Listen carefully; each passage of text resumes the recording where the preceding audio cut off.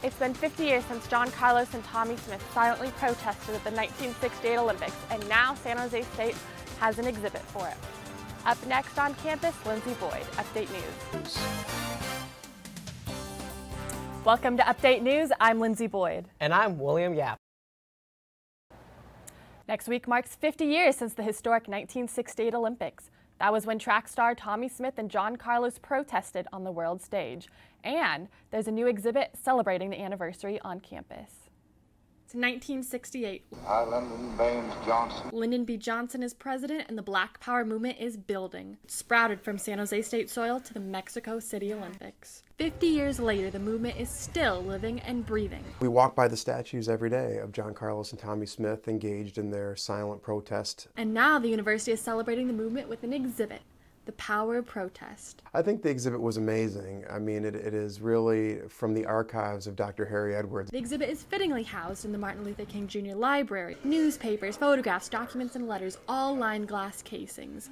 They come together to tell the story of racial injustice before, during, and after Smith and Carlos raised fists in protest at the Mexico City Olympics. The curator of the library exhibit, Craig Simpson, said he used many artifacts to tell the story. In the exhibition, we have over 130 items. I mean, I love what he calls his Jim Brown jacket. The exhibit brings to life movement in sport, and it displays the backlash the Black Power leaders fought through. It really takes you on a journey that really shows that arc from 1968, the Olympic Project for Human Rights, John Carlos and Tommie Smith, all the way to Colin Kaepernick, LeBron James, and into the future. Students agree the movement was significant 50 years ago and is still significant today.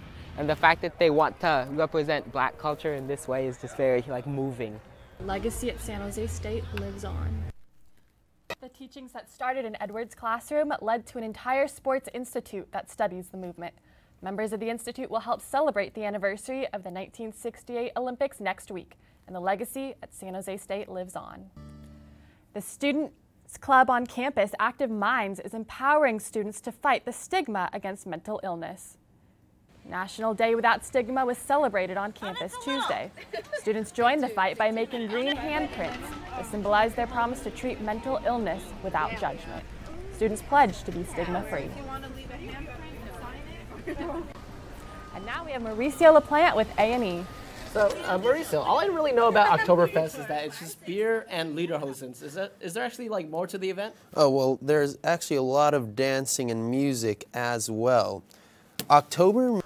Well, I mean, it looks like I'm going to be going to the library soon. Those books sound pretty exciting. Yeah, and those glass pumpkins are so cute. I know, they're absolutely beautiful, just the way they were crafted. And when we come back, Elizabeth Rodriguez will be here with sports. A club on campus is packing a punch with some students. And do you think esports are a sport?